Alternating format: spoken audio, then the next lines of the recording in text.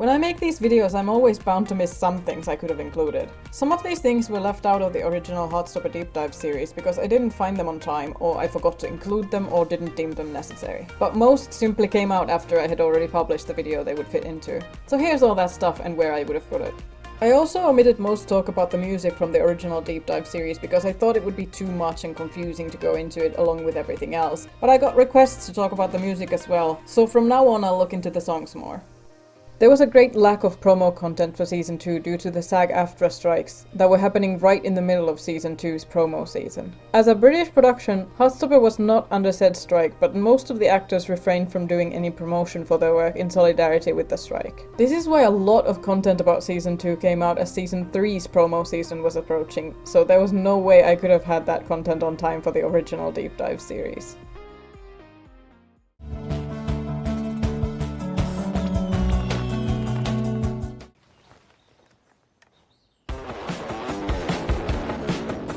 You know, even the fact that the boys are using Instagram to message each other in Season 1, that was a massive deal. That wasn't just like, oh yeah, sure, you can use Instagram. It takes a lot of conversation and a lot of work to get that stuff on the screen.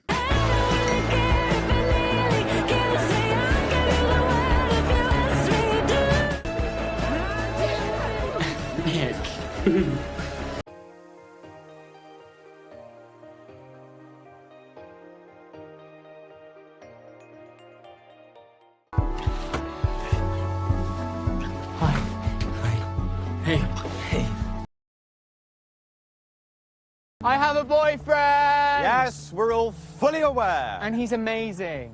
I mean... Tao.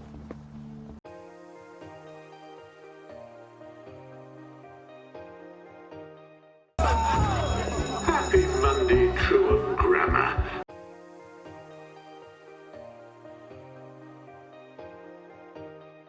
Or perhaps not so happy for our year 11s.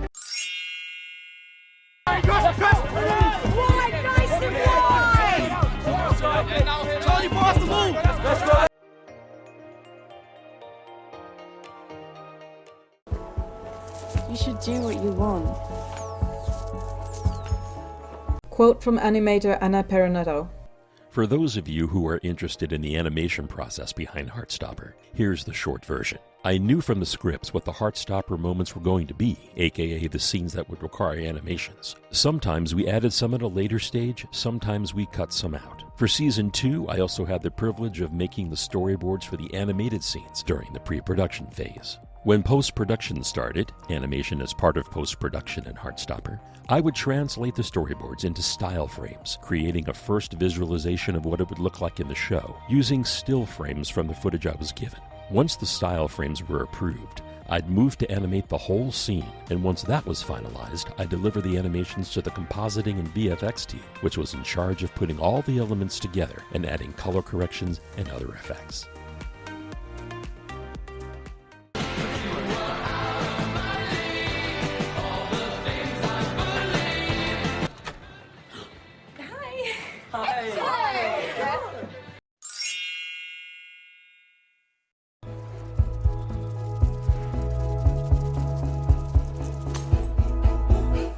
Quote from animator Anna Peronetto. It's satisfying to find the right creative solutions to the animations, and when it's the right approach, it all falls into place perfectly. This happened with Ellen Tao's Sparks. We knew simple butterflies wouldn't be enough for these scenes, because it had to feel like there was some tension, electricity around them. So after a bit of thinking and brainstorming, we thought mixing sparks and butterflies would achieve the result we needed, and it worked wonderfully.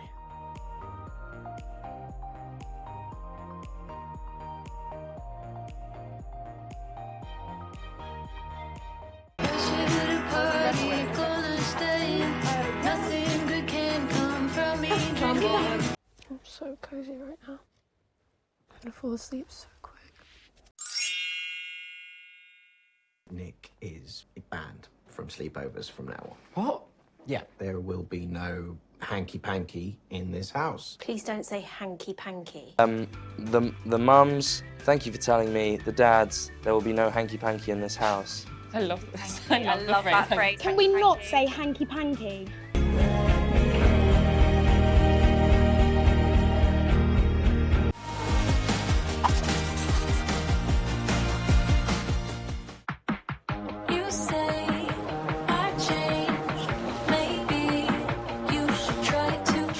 always been a high achiever, but in the past few months, his grades have been slipping across most of his subjects. Been a bit distracted, haven't you?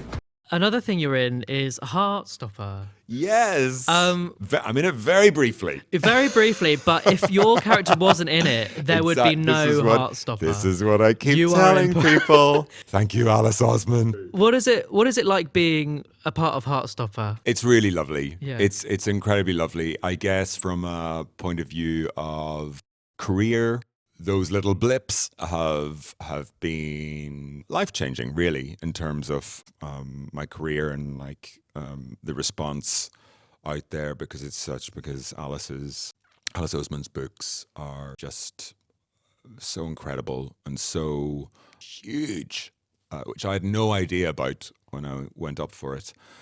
And yeah, it's just been lovely and a great privilege even to do those wee blips and to be asked back and feel very, very, very, very lucky. He started off Northern Irish, actually, but then, unfortunately, Northern Irish Mr. Lang ended up. So yeah, we had to refilm a scene. It was that very first scene for different technical reasons, and Mr. Lang became English, but that's okay. That's okay. Oh, he's allowed to be. Were you disappointed with that? A bit. A little bit. Only because more and more I try to use my natural accent and try to champion different versions of the Northern Irish accent in my work. Actually, the character was always English to begin with, so yeah. Isaac's grades are always excellent, but I'd like to see him participate more. Quote from Tobie Donovan. In season 2, I got to bring my mom, and she played my mom in the show. I remember that just being a really weird experience. You're very used to parents bring your kid to work day or whatever, and this was very much the other way around, and it just made her very happy. It made me very happy to share this experience with someone that I loved so much. To see how proud she was of me was lovely. That's definitely a little Heartstopper moment that stands out. The day before, they said, "We've got this scene with your mum tomorrow. We're just going to get one of the extras to do it." I asked, can I actually ask my mum to do it? Because she was completely coincidentally planning to come and visit the set the next day anyway. So the night before, she drove up, bless her, and I was like, "Do you want to actually be in the show?" And she did. So she has this maybe 3-second cameo where she makes a funny face at me in season 2, and it was the most magical day. You could totally wear a suit. You look amazing. You mean we can't be Fiona and Shrek? It's prom, not Halloween. Hey, are you guys talking about the prom? Oh, so Miss Greenwood's put me in charge of organising it, and I'm kind of looking for some help. Yes, I'm so in.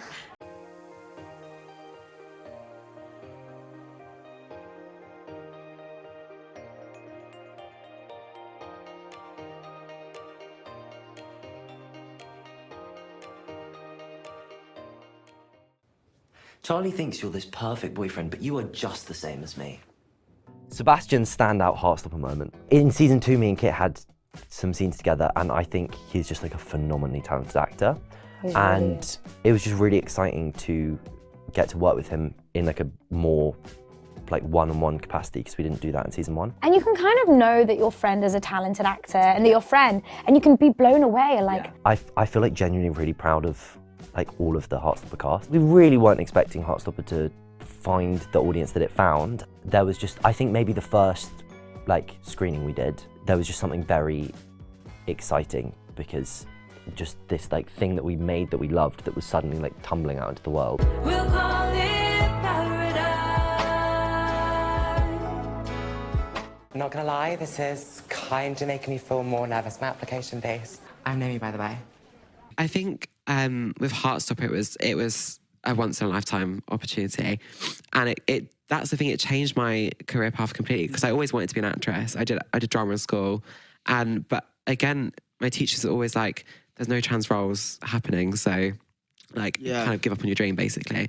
And then it was 2022, and I got a call from my manager. I didn't even have an agent. I got a call from my manager being like, "Oh, it's such a long shot, but they're casting for a new trans girl on Heartstopper, and they want you to like just tape for it, but obviously like you haven't acted in years, like I mean, like, not good luck, but like let's see what happens kind of thing. And don't get your hopes up, basically. And I did the tape and sent it off, and it was like 2 weeks of a state for 2 weeks, and then got the call and I was on set in 10 days.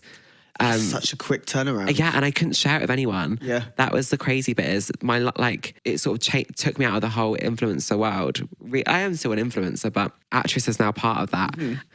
I mean, I was 19 when I got Heartstopper. So over these 2 years, I think I associate Heartstopper with my growth. I'm Elle. And this is Felix. Hey.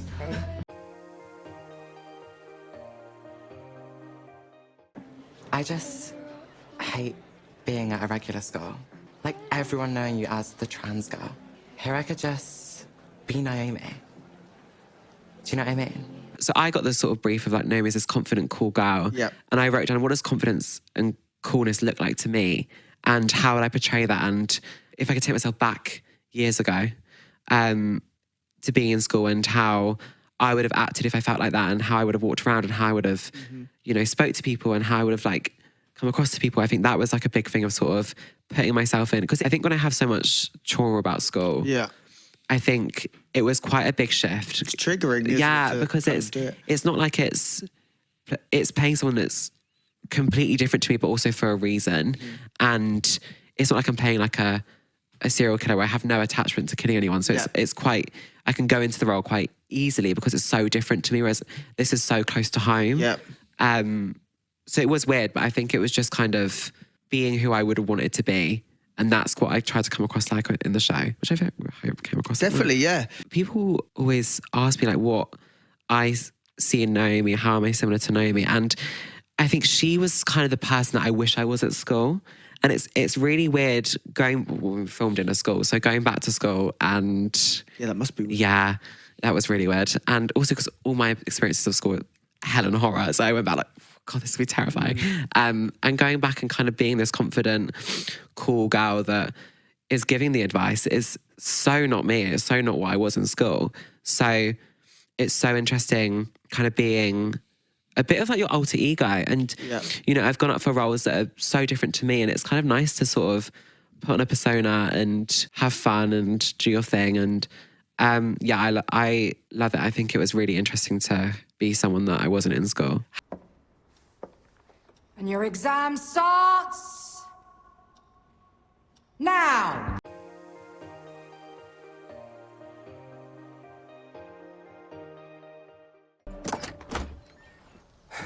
You snuck out again. I'm here to cheer you up after your terrible exam. Did I fall asleep? Are you tired? Or is this movie just really boring? I did warn you I'm not a fan of Marvel movies. Joe had to film this scene only weeks after finding out he was going to be in Marvel's Agatha all along. Kit already knew because Joe told all his friends right away despite not being allowed to tell anyone. When someone says they don't watch superhero movies, is that normal or red flag? I mean, I'd say red flag, but like, just because I don't think you're a good person doesn't mean that someone else will. If you don't watch superhero movies just because you don't, but I hate people that like actively are like, I am actively against them just because they feel like they're big higher than that. They're above that. I'm better. That's the red flag is. Joe also thinks Charlie's favourite Marvel character would be one of the strong female heroes like Black Widow, Wanda Maximoff, or even Agatha Harkness, the main character of the show Joe is in. I'm bi, actually. And so what? Oh? I don't get it. Why? What about me? What about when I cross Yeah, exactly. What about Tara?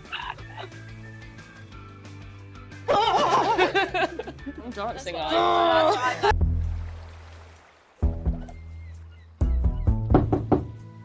Come in. You wanted to see me? Come and sit down, Nick.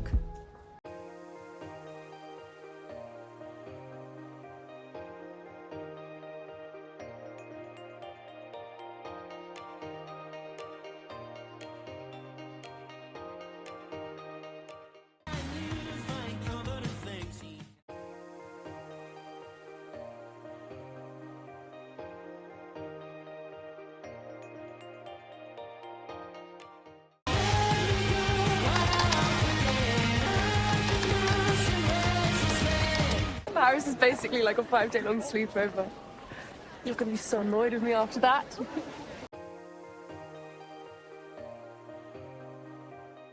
Aww.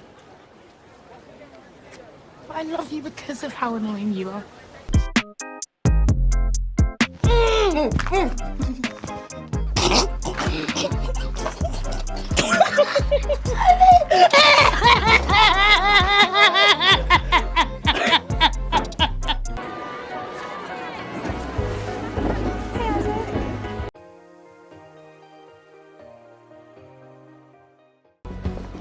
Hey, Isaac.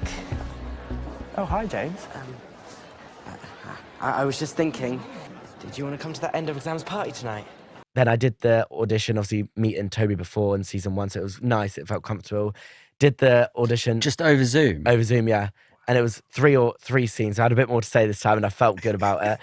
And then I remember doing the Zoom and I walk into the room and like in the scene, I walk in, I go, hey, Isaac. And I don't know what came over me, but I left the room and walked through the actual door. And the director goes, could you just do it like just a slate, just stay near the camera? And I was like, oh yeah, that makes sense. I remember the first time that I felt this weight on me.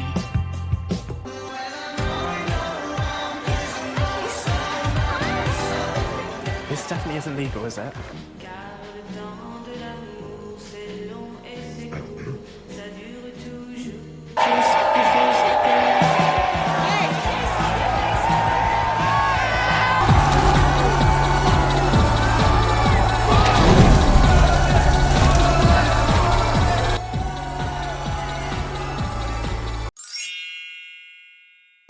You promised. Well, I guess romance does ruin friendship. Quote from animator Anna Peronetto. I mentioned already that some animations get added along the way, but some also don't make it to the screen. There is always a good reason if a scene doesn't get the animation treatment, and the most important question is, are we helping the emotion reach the audience better? Sometimes the answer is no, or the emotion is not the right one, or even the scene ends up working better and is more powerful without animation. So today, I wanted to give you a sneak peek at some that we cut.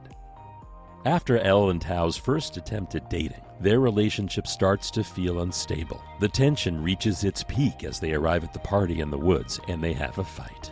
The fight at first was more explosive and intense, so the idea was to have the butterfly made of fire wisp coming from the bonfire behind them. As we got closer to the final cut, we realized the emotion of the scene was not as rageful, and the characters were more hurt and sad, so the intensity of the initial idea didn't work anymore. What's up, mate? Mate, you alright? You're bisexual, so you're gonna cheat on my brother. Are you sure you're not just gay?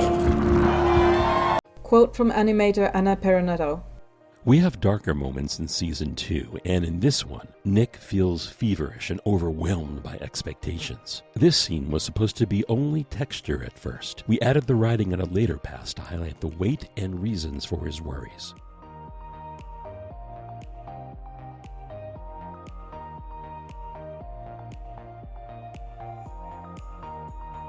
Stefan being in the storyboard for this scene explains this behind the scenes photo, just like I suspected before.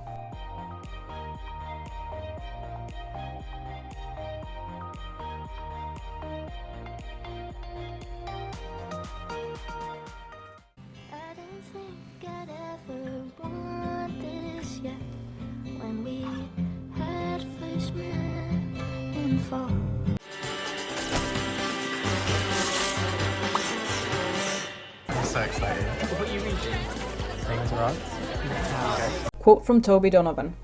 I remember that I really heavily pushed for Les Miserables to be in Season 2 because we were in Paris. We always try to link the books to what's going on in the scene because we just think that's really fun. I also pushed Les Mis because I am obsessed with the musical, and it was amazing because we were driving around in Paris one day on our way to the location, and the car pulled up to drop us off right on Hugo Place, a street in Paris that's named after the author. So I was like, oh, this is fab. It all fell into place. I also pushed for Where's Wally? I just thought that would be really funny.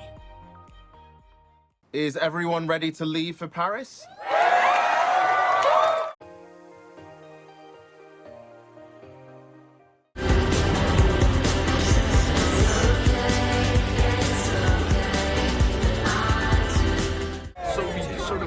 goes on the train. on the train. Yeah. Are we under the water? Yeah. Then why can't we see any fish?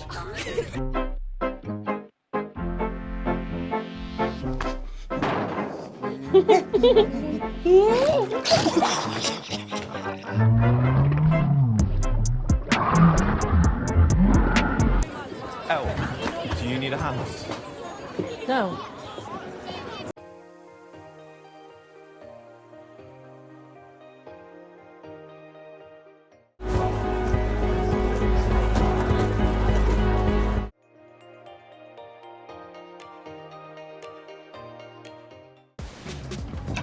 Charlie! You two coming up?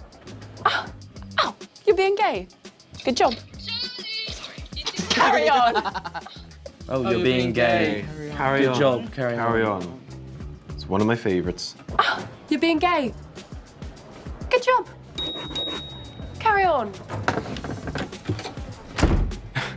Can I ask you a question? Was this intentional? Yeah, there was a thumbs up. But why didn't you do it like that?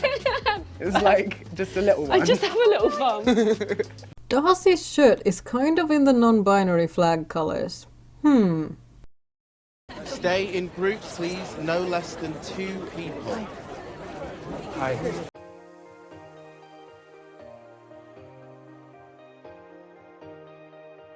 Meet back here by the coach at 5 p.m, please. We should get one of those padlocks and write our initials on it.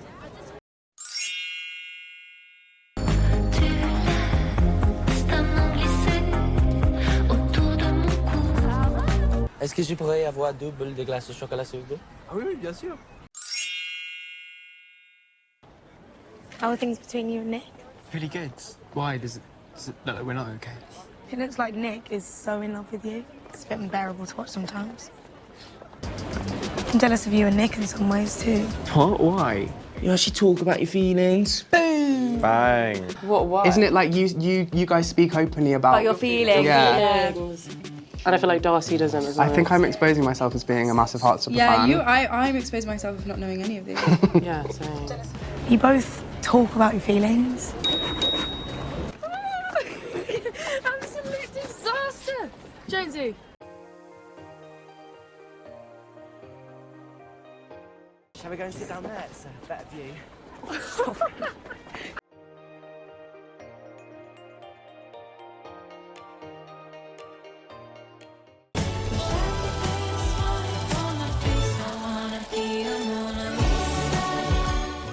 Quote from animator Anna Peronetto. Half of this made it to the final episode, Elle's scene. In the first version, we were going to have Elle's point of view looking at Tao, and Tao's point of view looking at Elle. As the episode gave more space to Elle's recognition of her feelings, it felt better to focus on her and remove Tao's scene.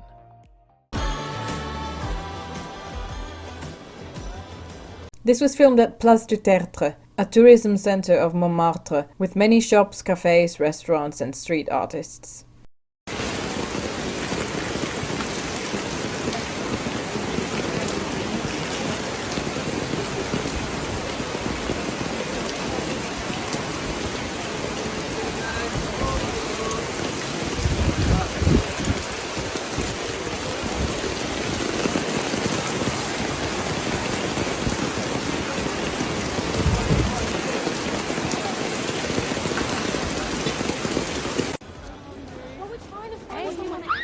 How did it go?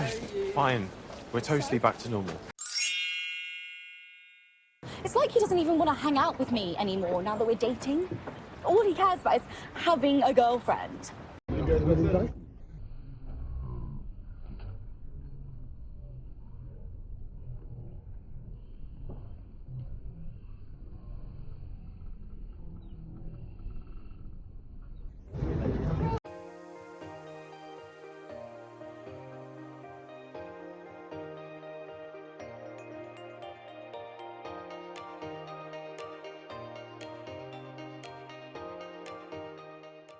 It was kind of one of those moments. It was like, oh my, like no one was like oh my god over me, because it was like, I'm not even in the show at this point. But it was like watching it happen to everyone else, because I remember we had a green room and it was on a boat on the river, and we were sat there, and it was the day that we were filming on the bridge, like this, I think it's quite a famous bridge, but it was like 2 o'clock. Is it the one with the locks on it? Yeah, the one with the locks. And we were filming on there, and then we're filming, and obviously even if people don't know the show, or they do know the show, you're going to stand and watch. Of course. And there was this crowd of like, maybe like, I might be overexaggerating. No, I'm not actually overexaggerating. Like 300 people behind this barrier, like watching us go up and down, and it was all very like. And then they were like clap after we've done the take and stuff. And then we went down off the bridge into the green room, which was a boat. And next thing you know, they're all coming down, and like we were all in this green room, and like we had to leave to go in the cars, and like these people are literally like trying to get on, not onto the boat, but like try and get like Kit's attention, Joe's attention when they were coming. It was scary, and I was like, where is the security? Yeah. They need security. Literally. I think all my scenes were quite lucky because I was like in a corridor, and in that scene, on that bridge scene, I think there was a group of us behind, and we just had to walk. And be like, oh my god, no, like speak rubbish. But I think because obviously Rhea had like this big monologue, and I don't know how she did it. She was like doing these big, and I was like, she's good. She's good at her job, because I would just, my brain would not have been. That would be crazy. Why are you walking like that?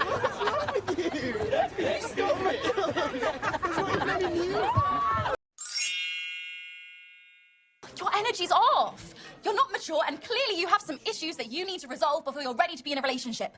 And I'm not going to wait around for you. I think it's time I focus on myself. Imogen, which was a character in season 1 that was created purely for drama, because we were like, you write her as the most extra, like she's such an amazing character that by season 2 we're just like, oh, this would be fun if Imogen did this. She's her own story, like Exactly. suddenly. So it sort of comes Heartstopper good in the end, whatever we do.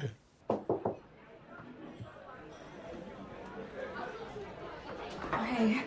I mean, there's the iconic one, season 2,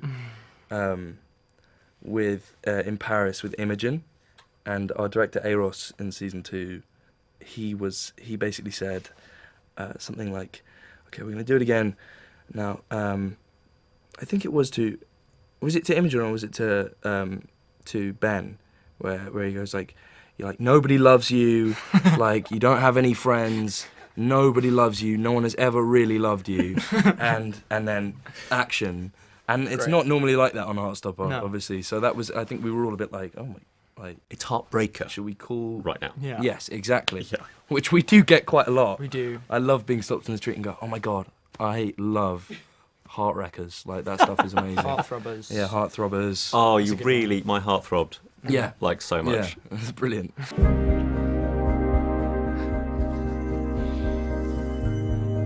Quote from animator Anna Perinetto. The most challenging part of animating Nick and Charlie's scenes is to know when to make it feel familiar, with the leaves floating around them, for example, and when to step it up to show their relationship developing. This is a clear example of the latter. The flower is a symbol of their romantic relationship, and having them bloom and glow adds the right amount of excitement while staying true to the nature of their sweet bond.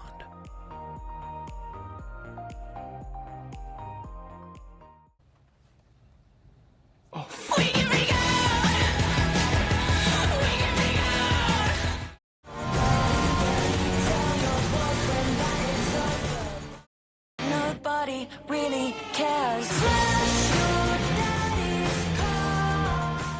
I'm so sorry. I really enjoyed it a lot. What are you two doing in there? This scene was actually hard. How did you get that bruise on your neck? Oh my god! Oh my god, I cannot believe. And then the doorbell rings. The amount of takes on that. Oh my god. Right? Surely. You're gay? Dude, you're gay? Oh my god. You! I cannot believe it! The actual... We will be having words. We were laughing a lot during that scene. Now, we've all been having fun in Paris, but we thought this morning would be a good time to remind you.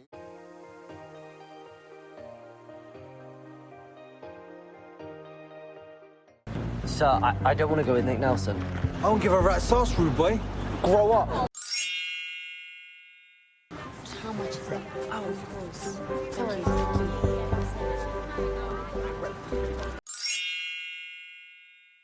Do you think this is right? I don't take French, but I know that's wrong. All right, I don't take French either. C'est la vie. It's interesting because Heartstopper, their brief was kind of high electronic music, and after some drafts and discussion, they wanted. Yeah, I think I was creating stuff that was a bit too dreamy, and they wanted a bit more of a punch to it. So that's why I've got those punchy bass synths in it and the heartbeat sounds. I think heartbeats are kind of, I keep using them on things, and everyone's like, "We like that," and I'm like, "Oh, but I use it on everything." But it's so visceral, isn't it? When you hear a heartbeat, like you can't help but kind of, I don't know. It's such an intimate thing to hear. If you can make that a feature, it's pops. It's like a immersive experience. If you hear a sound, you can almost feel it. So for instance, if you hear a sound that sounds quite woody, then you're feeling something that's quite hard. Whereas if you're like hearing something that's quite washy, maybe it's something more liquid, or heartbeat, you can feel it in your chest. So when I did Heartstopper, when I was creating the sound world for it, I wanted that heartbeat, but I wanted to do something fun with it. So I would sing and then bang my chest, so like that. So you can hear the percussion of the tap, but also it makes like a tremolo effect with the voice. And then I would match that with a pitch like corrector / just to snap it in place, and a tremolo effect maybe with a noise gate, and then you just hear the and that's very Heartstopper-y. What a great idea. Like what was the moment when you thought, I know, I'm going to beat my chest? Like, was that something you'd done before, or just being playful? I think there was a really funny was it a video or an advert where someone was tapping their throat, and they were doing the Mario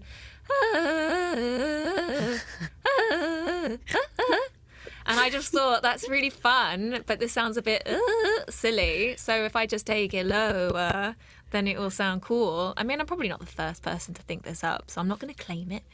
But that's probably where I got it from.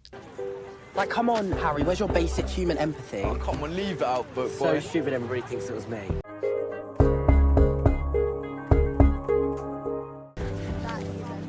Darcy, I want to talk about what happened at the Paris trip meeting.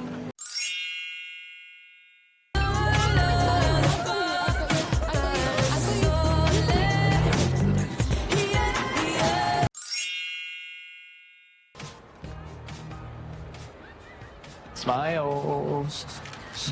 Hey, Nick. Is that hickey from you, then? Or if it was, you jealous? I'm not gay. Nah, leave him alone, lads. Come on. That's cute. You could get one if you want. They're selling them back there.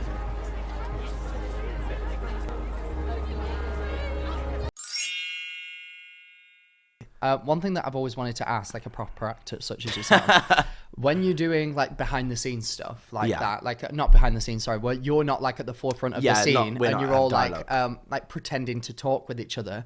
Do you actually make noise, or are you like?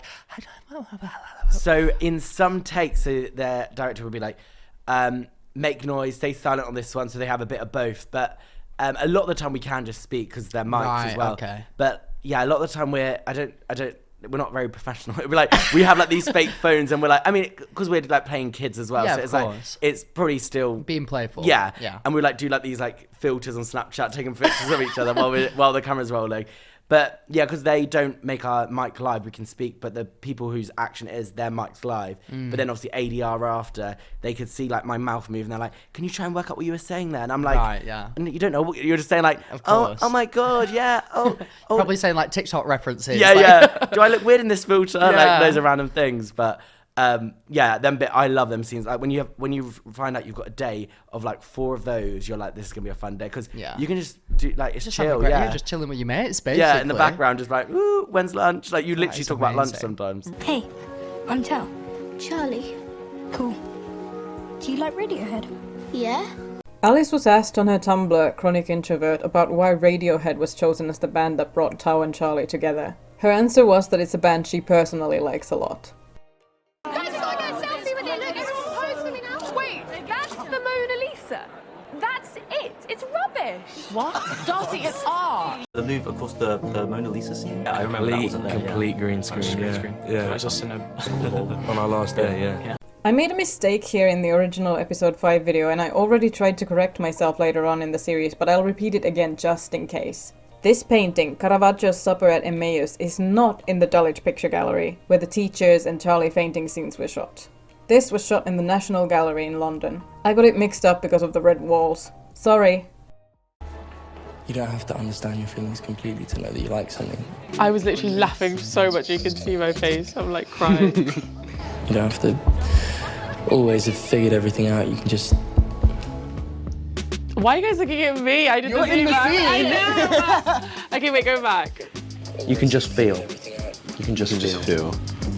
You don't have to always have figured everything out. You can just breathe, be. Like that, you can just be or something, yeah. You don't have to always have figured everything out. You can just feel. One of the few times where Nick and Elle actually speak to each other and they have this really deep heart-to-heart. You can force him to love you. He can't expect you to be alright. Is there a song that you really, really wanted to have in the show that you couldn't for whatever reason? Yeah, there is. Are we allowed to sing? I don't know what you think. I'm thinking of Lord. Yeah, me too. Yeah. And I love Lord. Which one and where? Yeah. Well, you know, there's a place in Paris in season 2 that Tao and Elle have their first kiss in.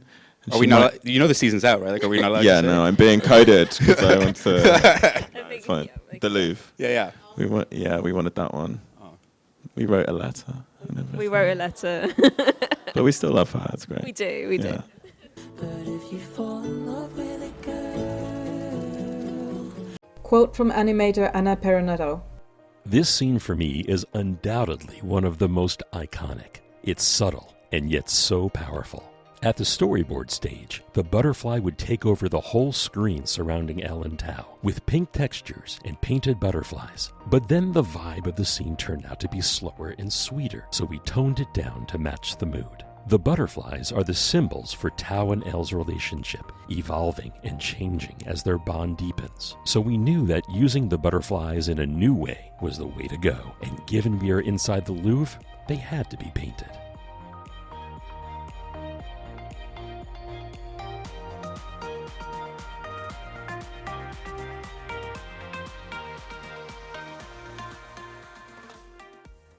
Wow.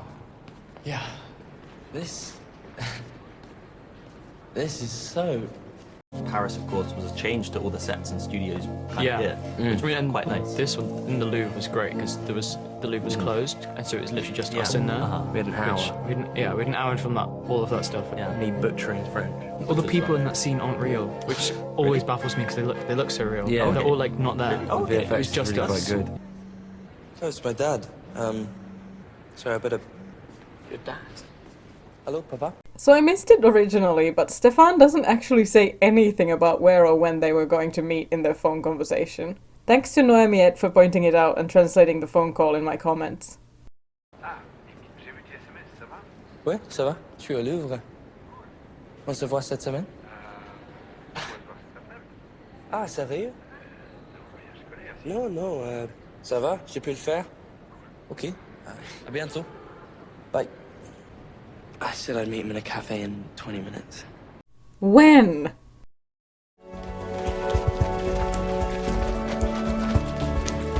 Where are we actually going? This way? Possibly an Easter egg thing, but I don't know. But we've always there's always like the cover artwork of the books and how we'd managed to get that in Paris for Nick and Charlie. I don't know if it's the day they go on the Eiffel Tower. I think it is. And so the cover of the second book, and you've got Nick in the Adidas shorts, the red Adidas shorts, and Charlie in the green jumper. And so there was, in that season, I managed to kind of get that outfit in, like a nod to that outfit.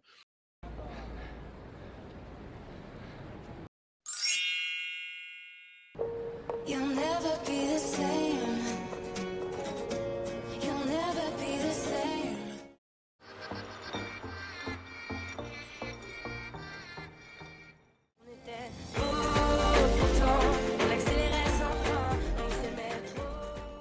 Me and Elle kissed. No, you didn't. No, you didn't. One of my favorite days on the whole 3 years was there's a scene in season 2 where Tao has just kissed this girl that he had a huge crush on, and he comes back to the hotel room with all the boys, and he basically tells us that it went well and that he kissed her and he's really happy.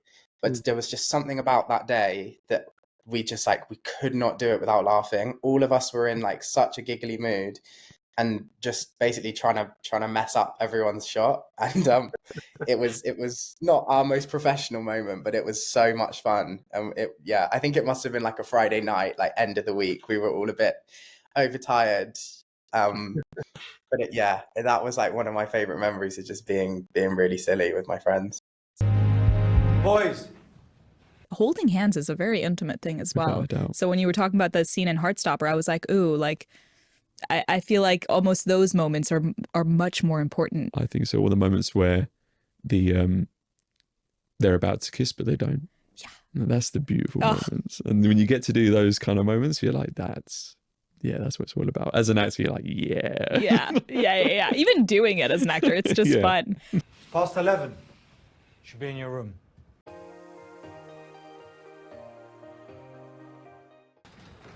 Oh, when you don't figure out you're gay into your late 20s, tend to miss out on those beautiful gay teenage experiences. Mr. Farouk, there's been a lot of talk online about those two, that people are very excited to see it. And reading it, it's a very, very beautiful story. Because Mr. Farouk, he's 26 and he only came out very recently. And so he's sort of older Charlie, in the sense that he's sort of hidden himself away a little bit. And I think the relationship is quite a beautiful it's quite a beautiful thing. So I hope we get to do it, because that'd be really lovely to explore.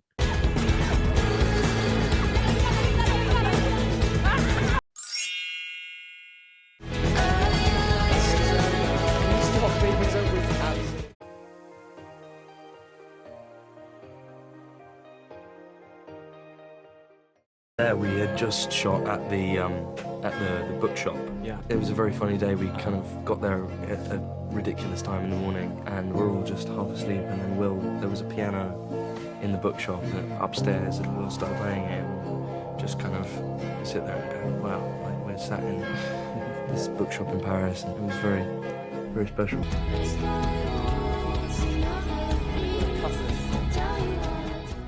Nick actually says something very cute here that we all missed because of the music. God, so pretty. I need a selfie of you here. Aww. Can't believe we're a couple in.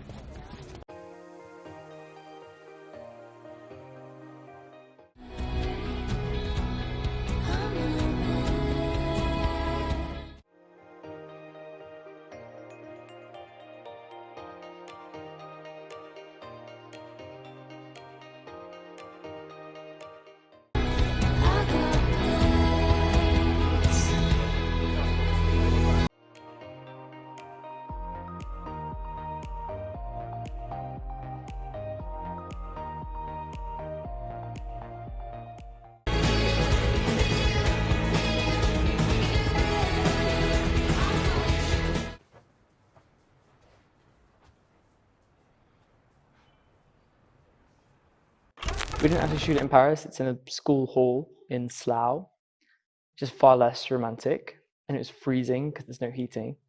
What other information?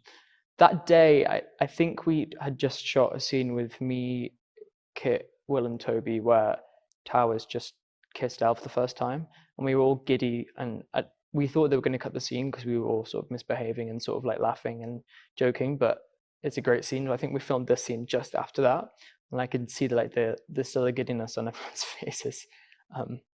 But yeah, gosh, that was so long ago now. Also, kissing, if you hear kissing sounds on screen, it's actually not the sound of the day. It's us in a booth in AD arguing like this onto our own hands, because that's how they record kissing sounds.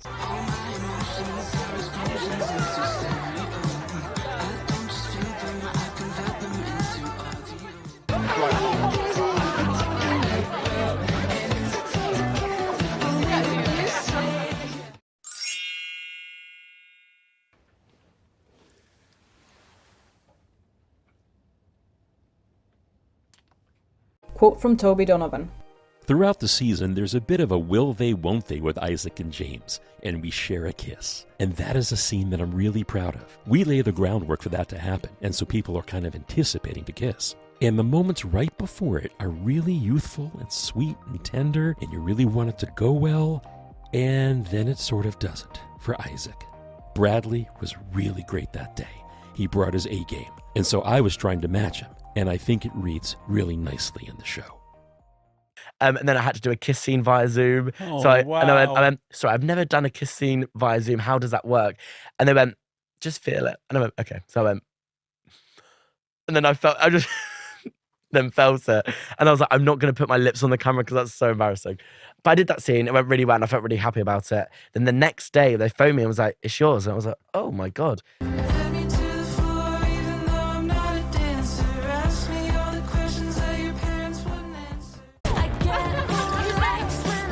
Personal information. I'm not going to say that. I dare Charlie to kiss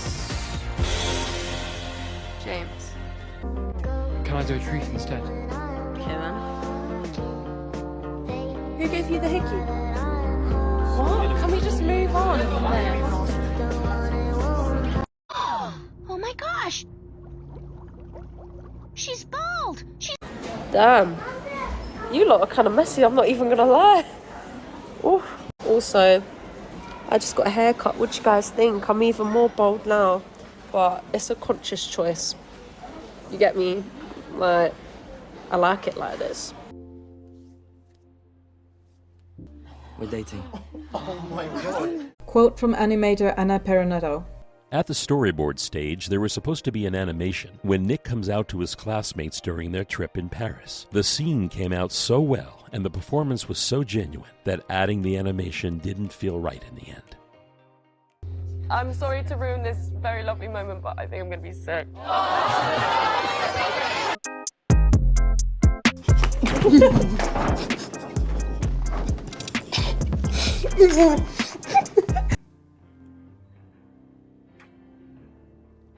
It's so gross. I was just sick. I don't care.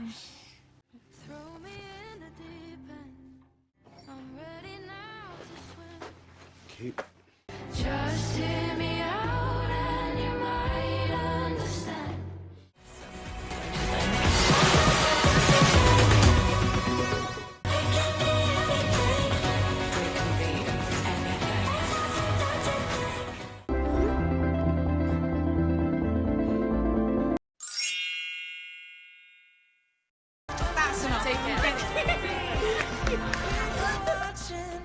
I think one day I'd love to write a song for some kind of series. I did watch Heartstopper and I thought it was incredible. It was very cute and very, very wholesome, which I think is really important. Yeah, I mean, I would love to. When I was listening to the soundtrack, I loved how much Biba Doobie there was. I love Biba Doobie, so. No! No, don't do this to me! No!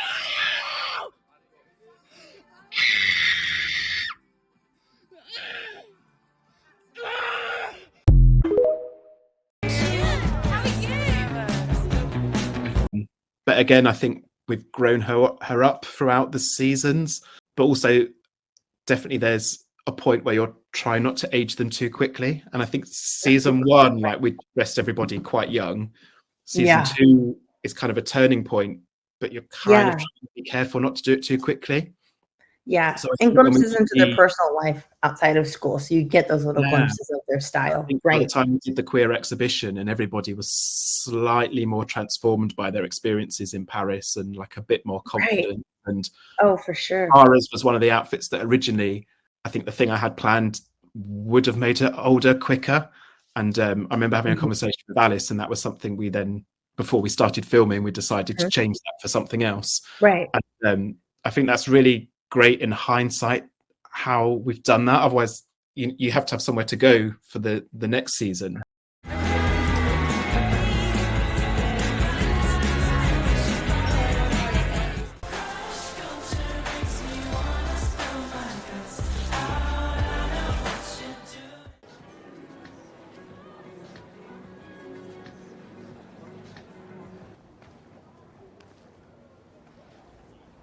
I'm a messed up person, Charlie.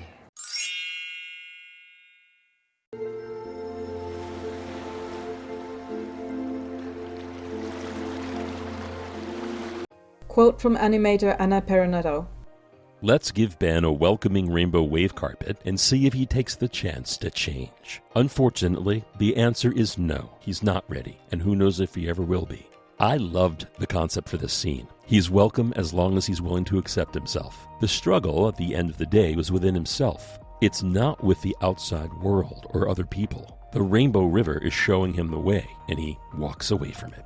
Also, fun fact, this is the only animation that almost has an interaction with one of the characters. Usually, the animated elements surround someone or support the emotion of the scene. Instead, here, the animation is actually reaching, interacting with Ben.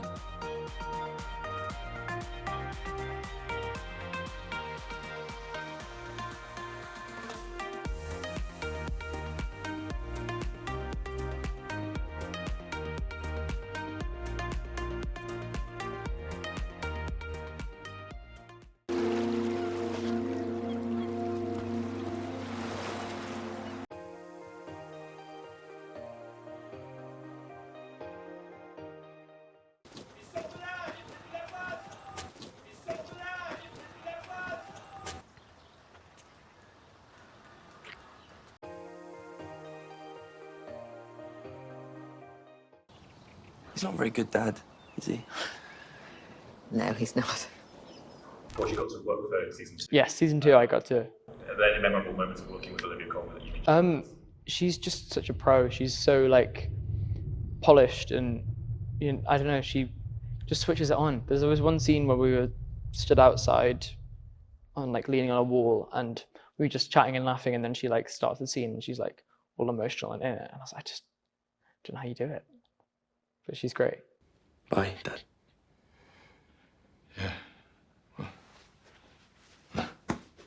I didn't notice this first time around, but you can clearly see Stefan's wedding ring here. This confirms he is married to this Martine that Nick has still never met. Thanks to Christopher Macris for pointing this out in my comments. Oh, it's so cringe. He's made such a big deal out of telling her dad. Such an attention seeker. Probably is. Drama queen boyfriend's influence. Mate, well, exactly. That's it. You are a pathetic little man. If you ever speak to my brother again, I will end you. He's so funny. He's great. He's also such a nice man in real life. Talk about my brother like that again and I'll end you. And I'll beat you. I'll end you. Talk about my brother like that again, and I'll end you. Apparently there was a take where Jenny actually accidentally kicked the phone off Jack's hand. She wasn't supposed to actually make contact, but they didn't use the take because she laughed. Charlie didn't eat very much.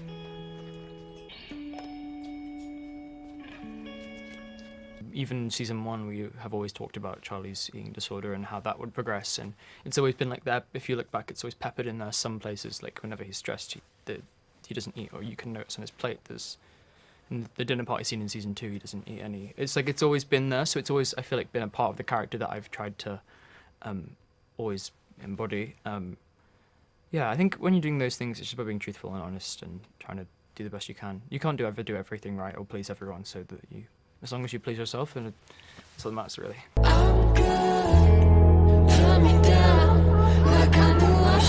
You can hear the audio for this scene in Netflix's recap video, confirming she does say "get out of this house now," which means Darcy did not decide to run away on her own.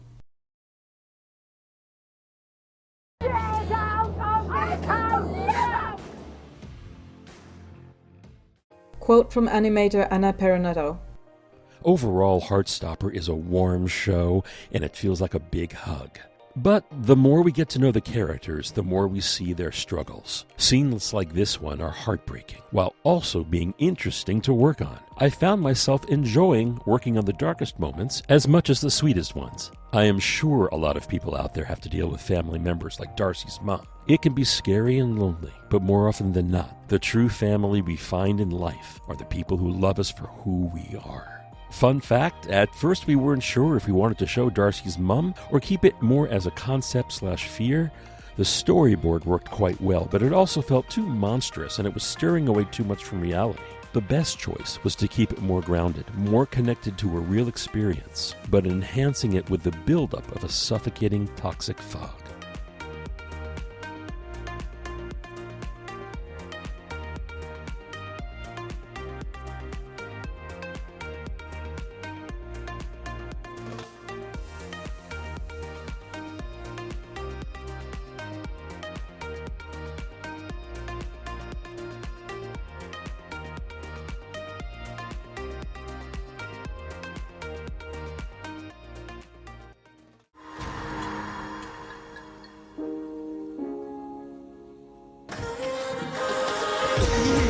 You are the best. Quote from Baby Queen. I had this idea, Colors of You, in my head for maybe 2 years. I didn't know what I was using it for. The first song I wrote was from Charlie's perspective.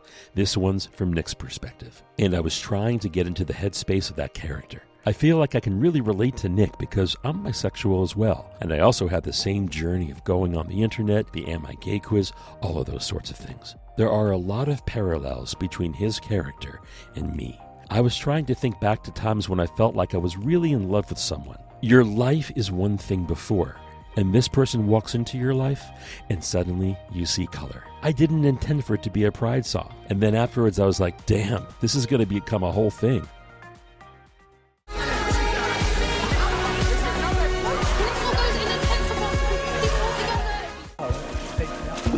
Which way are we going? This way? To the left a little bit.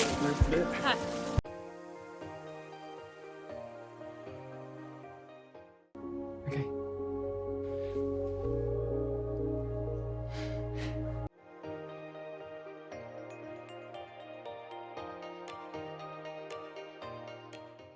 A big public appearance as a couple, that's definitely what we want.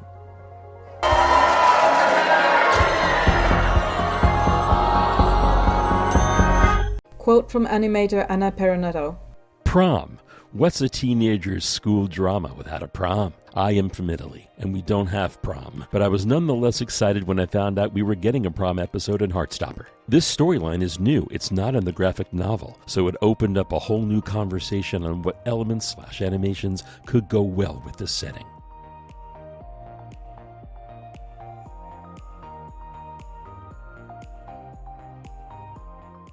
Is that bit in the second series where you weren't expecting the bubble machine? And cue the bubble machine. What? I wasn't told about a bubble machine. If you ever cringe so much in your life, Okay.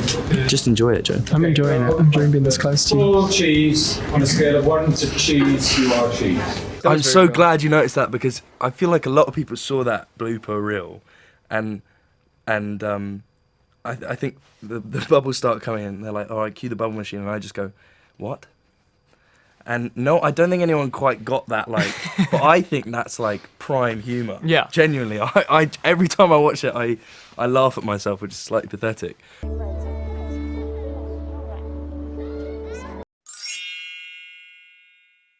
make sure to dance, have fun, and show off your date to the world.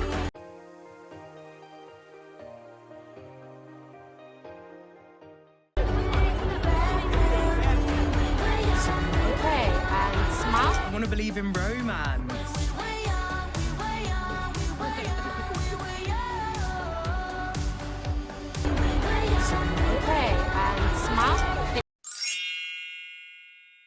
Right, Colin, the four of us are getting our room first.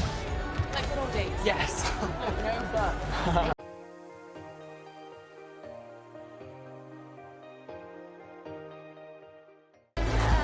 What's wrong? What's happened?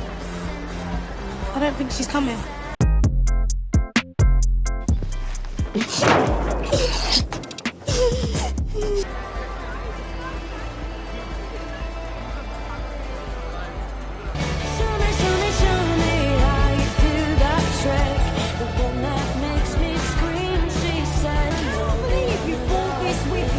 I didn't. What's in your pocket? I swear to God. Take out everything that's in your pocket.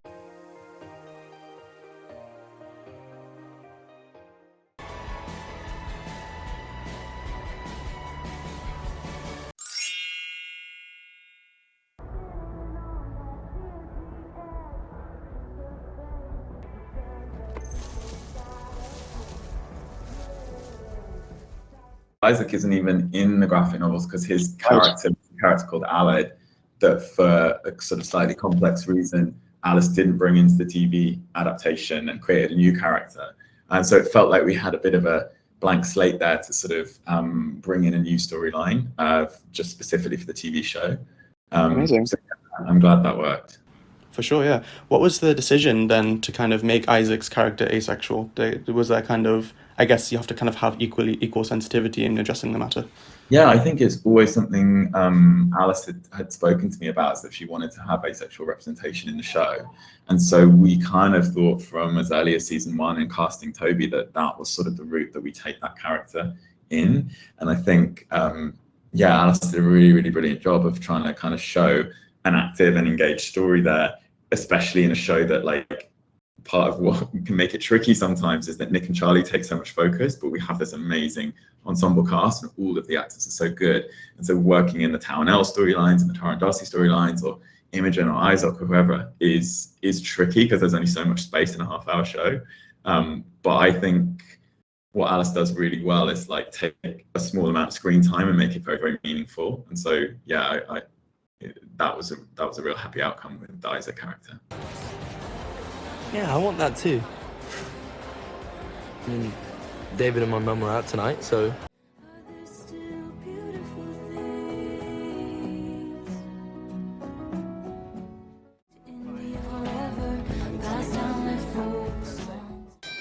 Hair is just unforgivable.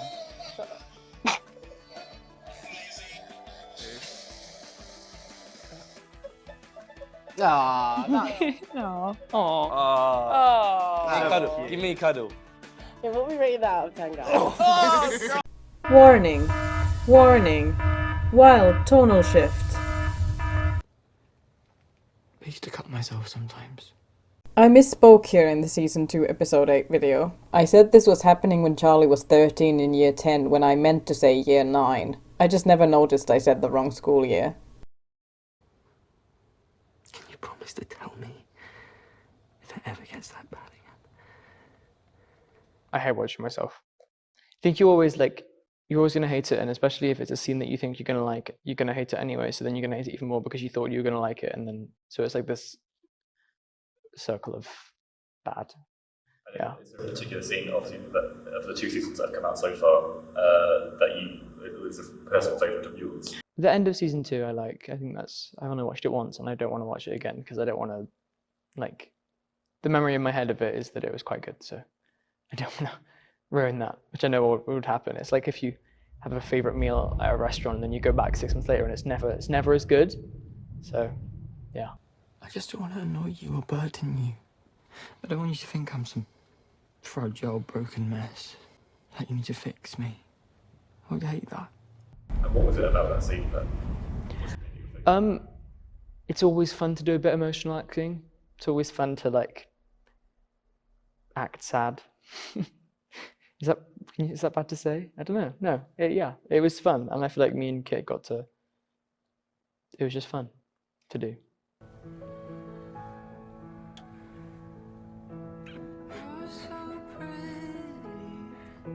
You're So Pretty by Wasia Project. We're biased, but actually it is definitely the best one. At least one of them. They're all great songs. We are a little bit biased, but that's okay. There's nothing wrong with that. You can be biased if it's right.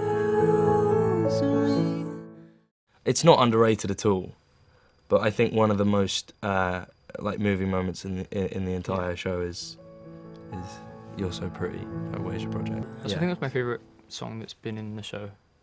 I think also because it's Will's song, but also it's just a really wonderful song and fits that part of the show so perfect. How are you guys able to get some of your music in Heartstopper? I actually didn't know it was happening until they surprised the director with was You're So Pretty as well. There's a surprise. That was crazy sync. And some of the other actors, Kit was to me, oh, this is a good surprise. This is a surprise. And I was like, what is the surprise, man? And then I think it was the last day of shooting. They showed me the scene, or they were showed me the bit, and they were like, it's gonna have that song in. And I was like, oh, great. It's really cool. I was really thankful. Told Olivia. We were like, yeah, really cool. And then fast forward 6 months, we watched it, and then that scene married with the song it just hits home, man. Like it's so beautiful, and it was just meant to be together, like the song and the scene, and yeah, we're really grateful. Yeah, it was a beautiful sync. Yeah. Really nice sync.